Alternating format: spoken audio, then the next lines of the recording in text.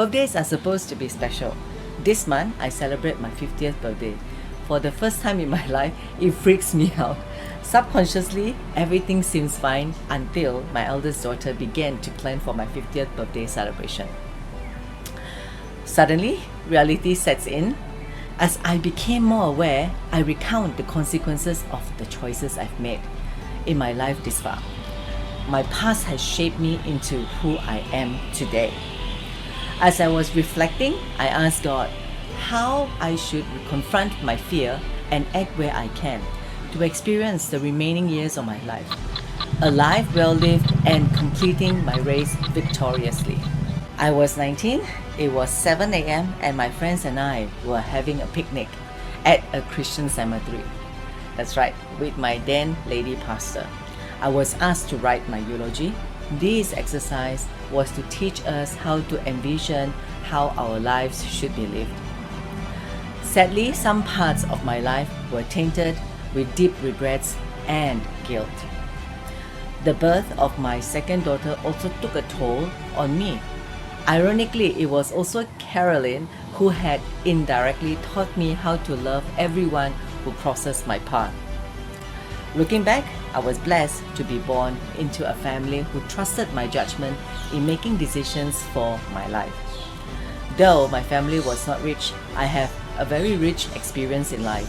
My parents taught me to be independent at a very young age. Growing up as a teenager, being the eldest in a family of 4, I had to look after my siblings and my late grandfather, who had his both legs amputated.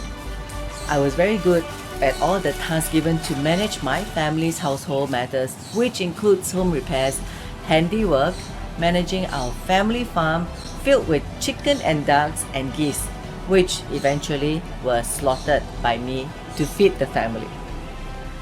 In life, there are many seasons. Each season has its own stories. As I reach this milestone of my life, the questions go beyond beauty, youth, and vitality. It is about what I have made out of my life this point as a wife, mother, daughter, sister, friend, a coach, and a leader.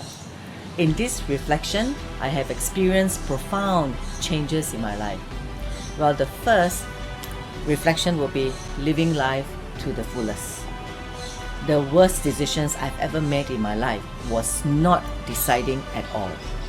It was a costly mistake, creating strife with my family and the people around me. This happened when I hung on to my loss-making F&B business in 2018 because too much money was invested, and I felt bad towards my stakeholders who believed in me. When I was younger, I wasted no time in my decision making in exploring what I want in life. There was never a time in my life then that I doubted my own decisions. If it was a mistake, I used all my resources to fix the problem and learn from it. I celebrated almost every victory in my life too. This is also a form of a small internal recognition of my hard work leading to success. I know for the fact that I am living an experiential life. I took up different jobs. I played many types of sports.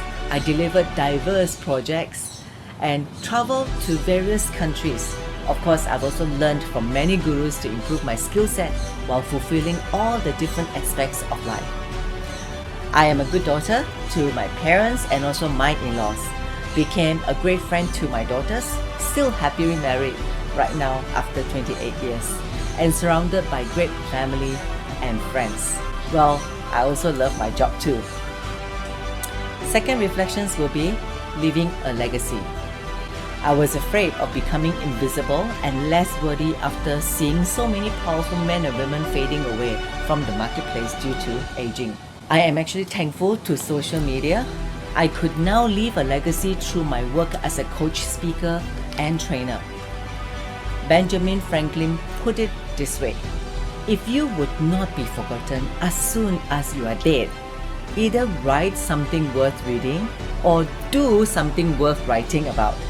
And of course, changing the world. The third reflections will be the future of my kids. As a parent, naturally I would worry about my children's future. A healthy dose of worry motivates me to set limits and to keep my kids on the right track. Well, in my case, do you know what it means to having an autistic daughter? It is not something that I have a say in, such as let's bear with it for a year, 5 years, or 10 years, because this is a lifetime burden.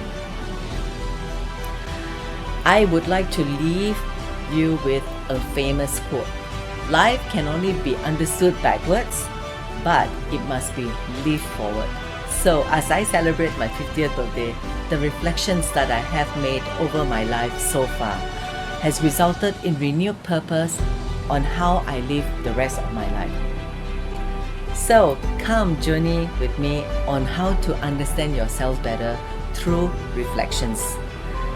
That as a result, your living forward from now on will be a life of purpose.